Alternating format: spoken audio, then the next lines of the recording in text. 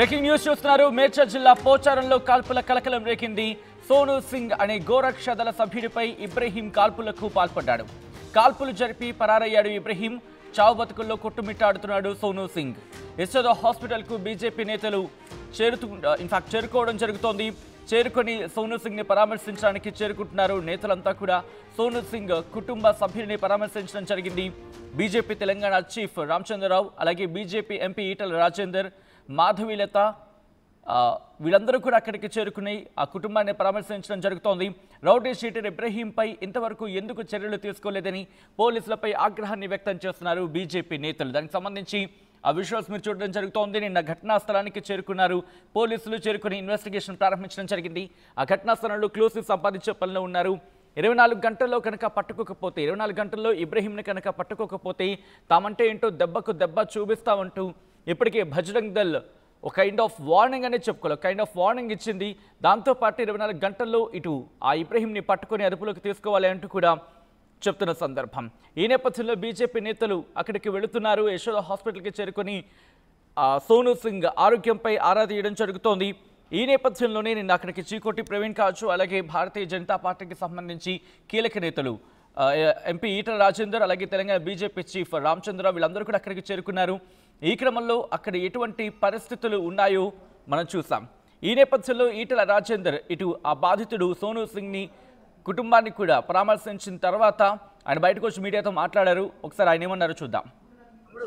దేశంలో రాష్ట్రంలో గోమాతను పూజించేటువంటి సనాతన ధర్మాన్ని నమ్ముకున్నటువంటి లక్షలాది మంది భక్తులు ఇవాళ గోరక్షకులుగా గోవులు కాపాడుకునే ప్రయత్నం చేస్తారు, వాటిని సంరక్షించే ప్రయత్నం చేస్తారు. గత కొద్ది కాలంగా కాంగ్రెస్ పార్టీ అధికారంకి వచ్చిన తర్వాత గత కొద్ది కాలంగా ఈ గోవులను తరలించేటువంటి వాళ్ళకి అండగా ఉండేటువంటి వాళ్ళు గుండాలు, మాఫియా కొంతమంది వాళ్ళు కాపాడుతూ ఉన్నారు. అనేక సార్లు ఈ గుండాలు ఈ గోవులను తరలించేటువంటి వాళ్ళకి అండగా ఉండేటువంటి వాళ్ళు, మరీ ముఖ్యంగా ఎంఐఎం సంబంధించిన వాళ్ళు అనేక సార్లు ఘర్షణ జరిగినాయి. కార్లతో గుద్దిండ్రు, కార్లను కాళ్ళ మీద ఎక్కించుకుంటూ పోయిండ్రు. ఆపుతున్న క్రమంలో అనేక రకాల హింస జరిగింది. ఇవాళ దాని పరాకాష్ట ఇబ్రహీం అనేటువంటి వ్యక్తి స్వయంగా ఓల్డ్ నుంచి కారులో వచ్చి ప్రశాంత్ని పిలుచుకొచ్చి ఇలా ఫైర్ చేసి చంపే ప్రయత్నం చేసిందంటే ఇవాళ ఈ ప్రభుత్వం ఎటువైపు ఆలోచిస్తుందో మనకు అర్థం కావాలి. ఈ ప్రభుత్వం సంపూర్ణ బాధ్యత తీసుకోవాల్సి వస్తుందని చెప్పి హెచ్చరిస్తూ ఉన్నాం. ఈ సంఘటనలు కనుక పునరావృతం కాకుండా ఉండాలంటే ఎవడైతే దీంట్లో భాగస్వాములు అయినరో తక్షణమే అరెస్ట్ చేయాలి, తక్షణమే పనిష్మెంట్ చేయాలని చెప్పి మేము డిమాండ్ చేస్తా ఉన్నాం.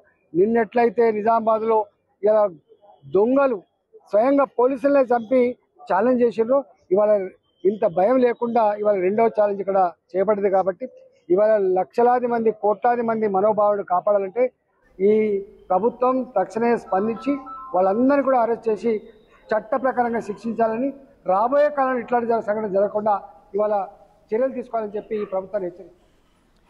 రైట్, అది కాంగ్రెస్ పార్టీపై విమర్శలు గుప్పించడం జరుగుతోంది. ప్రస్తుతం ఈ అంశానికి సంబంధించి బీజేపీ, ఈ క్రమంలో భారతీయ జనతా పార్టీకి సంబంధించి కీలక నేత ఎంపీ ఈటెల రాజేందర్ చేసిన వ్యాఖ్యలు మీరు చూడడం జరిగింది. విజువల్స్ మీరు చూస్తున్నారు. ఇబ్రహీం నిందితుడు ఇతగాడే ఎంఐఎంకి సంబంధించిన నేత అంటూ బీజేపీ ఆరోపిస్తున్న సందర్భం. So BJP Ibrahim in fact BJP ఒకటే ఆరోపించడం జరుగుతోంది. ఈ ఇబ్రహీం ఎంఐఎంకు చెందిన వ్యక్తి, ఎంఐఎంకు చెందిన కార్యకర్త అంటూ కూడా ఇక్కడ మాట్లాడుకుంటున్న పరిస్థితి. ఈ క్రమంలో విషయాలు మీరు చూడడం జరుగుతోంది. నిందితుడు ఇబ్రహీంకి సంబంధించి నిన్న కాల్పులకు పాల్పడిన తర్వాత పరారయ్యాడు. ప్రస్తుతం ఇదిగాన్ని పట్టుకునే పనిలో ఉన్నారు. గాలింపు చర్యను వేగవంతం చేయడం జరిగింది పోలీసులు. ఇక్కడ కాంగ్రెస్ పార్టీపై ఆరోపణ చేయడం జరుగుతోంది. కాంగ్రెస్ పార్టీ అధికారంలోకి వచ్చిన తర్వాత ఇటువంటి కార్యక్రమాలకు సంబంధించి ఎందుకు ఇలా జరుగుతోంది అంటూ కూడా ప్రశ్నించడం జరుగుతోంది Bharatiya Janata party.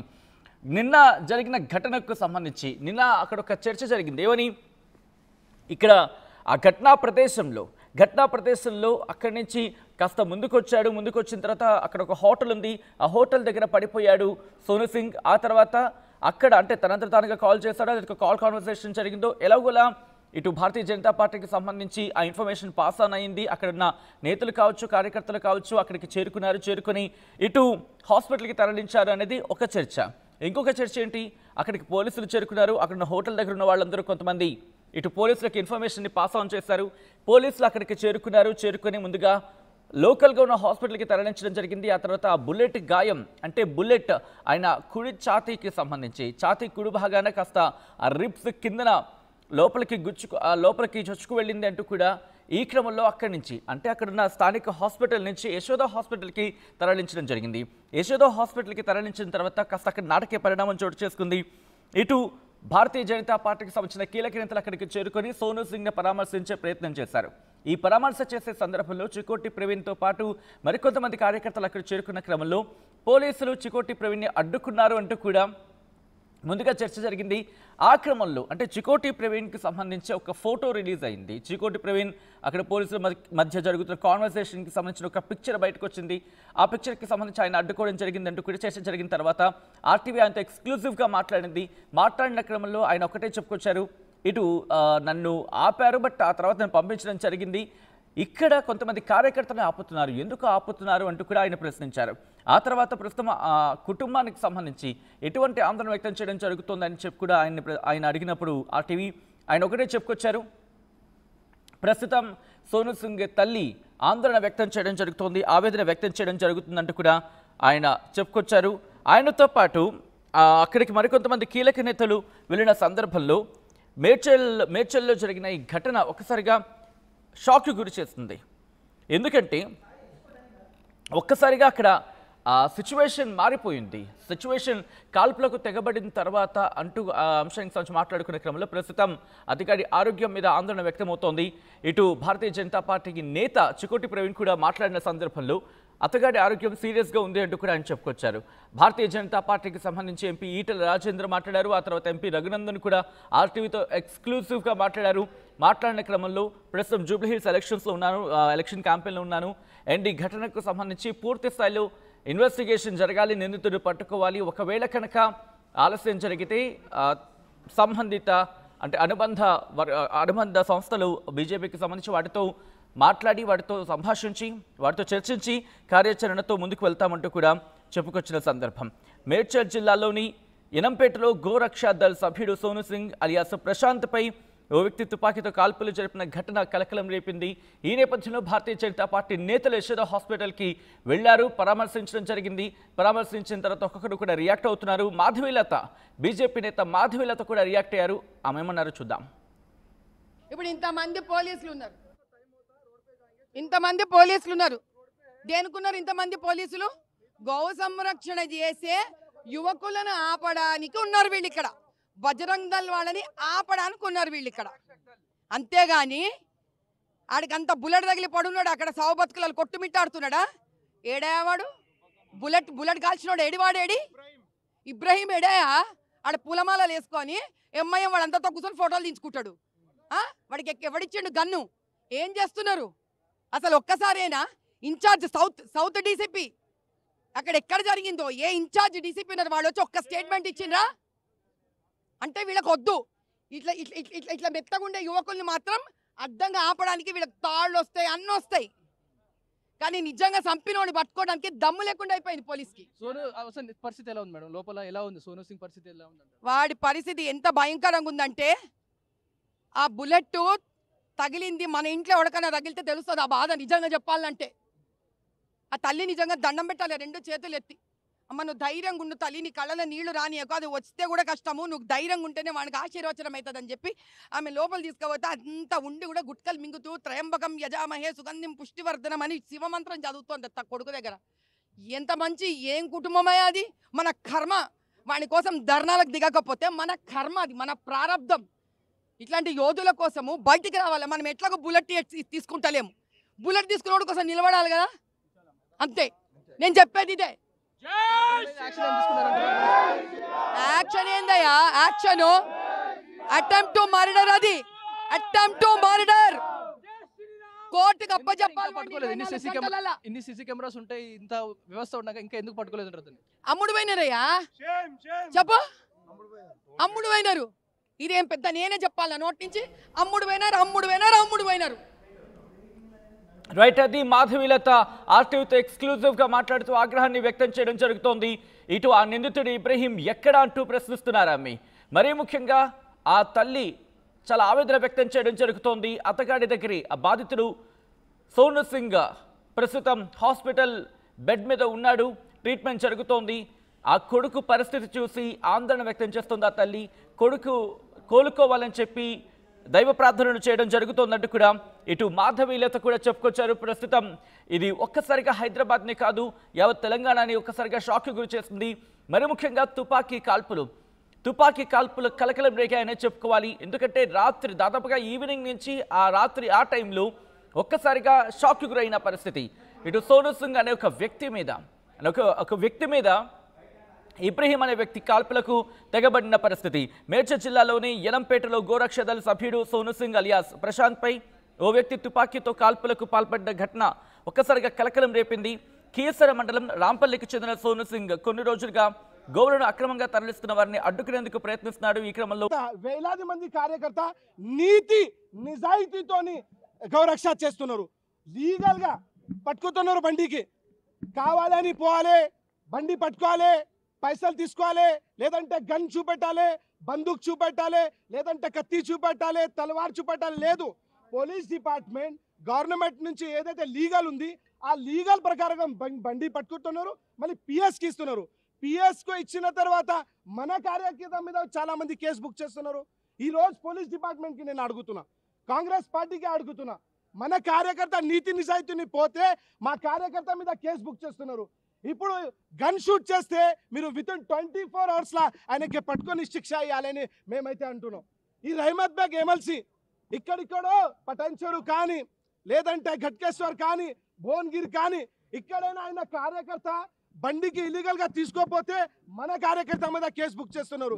Case book చేసి ఎఫ్ఐఆర్ బుక్ చేసి భయపెట్టి పోలీస్ స్టేషన్ లో పోయి అదే బండికి తీసుకోపోయి మళ్ళీ స్లాటర్ హౌస్ కి తీసుకోపోతున్నారు. ఎంత లీగల్ గా పని చేసిన తర్వాత కూడా మన కార్యకర్త మీద కేసు బుక్ చేస్తే చాలా బాధాకరం విషయం అని ఉంది. మేమంటున్నాం, ఎంతో థ్రెట్స్ ఉంది మన కార్యకర్త మీద.